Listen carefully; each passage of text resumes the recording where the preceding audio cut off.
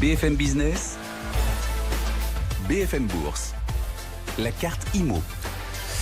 On est tout terrain à la carte IMO, notre joker immobilier. Oui, chaque après-midi sur BFM Business, on va apporter d'ailleurs aujourd'hui des conseils à tous ceux qui se plaignent de payer trop d'impôts sur leurs revenus fonciers. Et ils sont nombreux, on les connaît même. Jean-Marc Le Prado est avec nous. Bonjour Jean-Marc. Bonjour Guillaume. Le bonjour. président du cabinet Enola. Certains Français, en effet, vivent cette situation. Leurs revenus fonciers sont relativement élevés.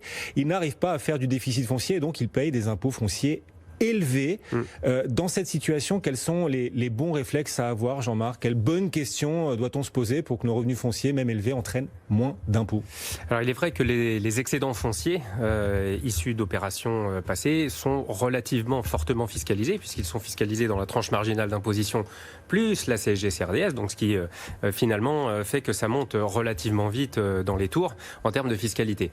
Je crois que quand on est dans cette situation-là, la première de toutes les questions à se poser, c'est est-ce que je me mets potentiellement en position de faire un nouvel investissement, auquel cas il y a une stratégie qui est possible, ou est-ce que je ne veux pas ou ne peux pas me mettre dans cette position-là.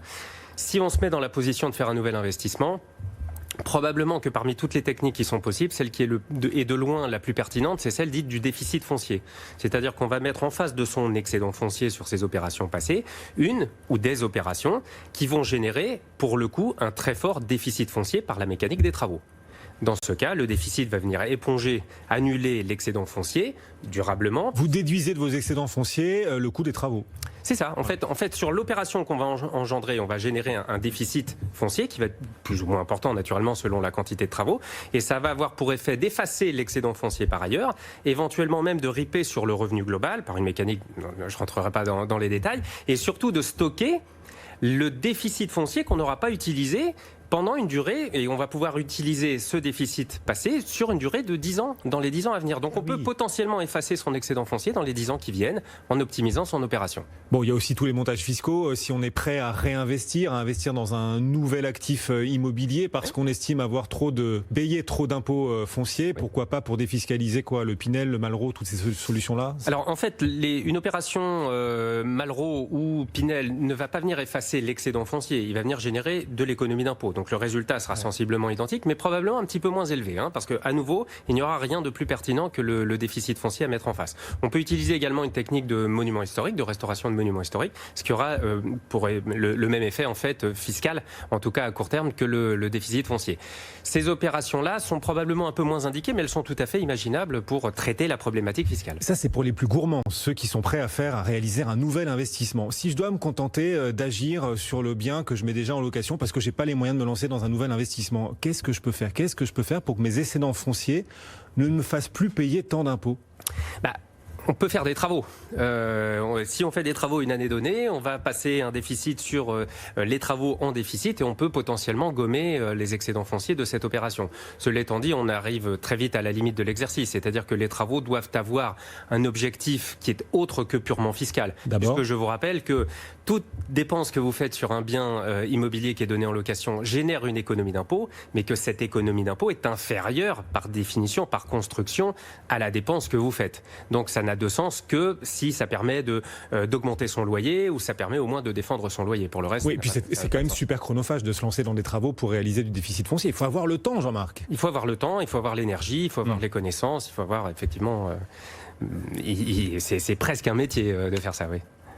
Et un certain nombre de Français ont aussi investi dans l'immobilier à travers les sociétés civiles immobilières, les fameuses SCI. En SCI, avec un fort excédent foncier, donc beaucoup d'impôts, qu'est-ce qu'on peut faire? Certains, pour réduire le montant de leurs impôts, conseillent de passer à l'IS, passer la SCI, donc à l'impôt sur les sociétés. Est-ce que c'est une bonne idée? Alors, ça peut être une bonne idée. En tout cas, c'est une excellente idée purement fiscale dans un premier temps, puisque le fait de passer à l'IS va permettre d'amortir les biens et va permettre donc de générer une charge supplémentaire qui peut potentiellement effacer le revenu. Donc, fiscalement parlant, il n'y a pas trop d'ambiguïté là-dedans.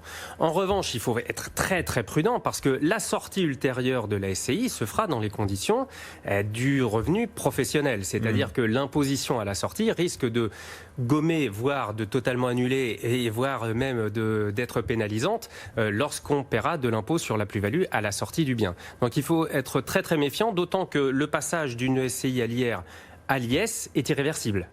Donc il ne faut pas se tromper. Hein. C'est irréversible. On ne peut pas revenir en arrière. Donc il faut être très prudent et probablement beaucoup réfléchir avant d'agir. Et pour ceux qui sont déjà en société civile immobilière, et ils sont nombreux, on peut dans ce cas proposer une alternative pour payer moins d'impôts ?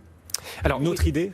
Alors, il y a une possibilité qui est donnée, qui est une forme en fait de transformation de la structure. C'est plutôt que de passer la SCI à l'IS, c'est de transformer la SCI dans une autre structure qui permet potentiellement de faire de la location meublée. Parce que passer de location nue à location meublée peut être tout à fait pertinent d'un point de vue fiscal, puisqu'on va avoir la même mécanique que j'évoquais à l'instant avec l'IS, c'est-à-dire qu'on va passer un amortissement à partir du moment où on passe en meublé, qui va probablement ou totalement gommer, ou en tout cas largement amoindrir l'excédent, qui ne sera plus de l'excédent foncier, qui sera du BIC, et qui va donc générer une très grosse économie d'impôt potentielle. Transformer sa SCI à l'IR en SNC par exemple, ou en SARL de famille peut être tout à fait pertinent dans ce cadre. Pour louer votre bien en meublé, ce qui vous permet de bénéficier de cet autre avantage fiscal. Un dernier conseil pour ceux qui nous écoutent, qui nous regardent et qui estiment payer trop d'impôts fonciers. Moi, je crois qu'il faut surtout anticiper. Dans l'immense majorité des cas, ce que je constate, c'est que les gens découvrent en fait un petit peu trop tard qu'ils vont avoir de l'excédent foncier et qui va donc générer de l'impôt. C'est souvent au dernier moment, vous avez beaucoup de clients, Enola, les gens s'en rendent compte trop tard souvent. C'est quand ils payent leur impôt qu'ils se disent « Oula, j'ai pas bien calculé là ». D'autant que la fiscalité, elle est un petit peu insidieuse. Elle est très légère au début d'un investissement et elle va aller en augmentant puisqu'on déduit de moins en moins de charges, notamment au titre des intérêts d'emprunt. La bonne méthode, c'est au moment où on se lance dans un investissement, ne pas regarder les 2 ans qui vont suivre, mais de regarder potentiellement les 10, 15 ou 20 ans qui vont suivre. Plus précisément, toute la durée du financement. Parce que si vous avez du loyer et que vous n'avez pas de crédit en face et que vous payez de l'impôt, ça n'est pas un problème. La réelle problématique, c'est quand vous avez du loyer qui rentre, du crédit qui sort, pas de trésorerie et de l'impôt par ailleurs à payer. Jean-Marc Le Prado, le cabinet Enola, le président du cabinet Enola. Merci beaucoup Jean-Marc de nous avoir accompagnés cet après-midi encore. Voilà des conseils pour gérer au mieux bien sûr votre patrimoine immobilier, payer le moins d'impôts possible, mais la clé c'est toujours l'anticipation.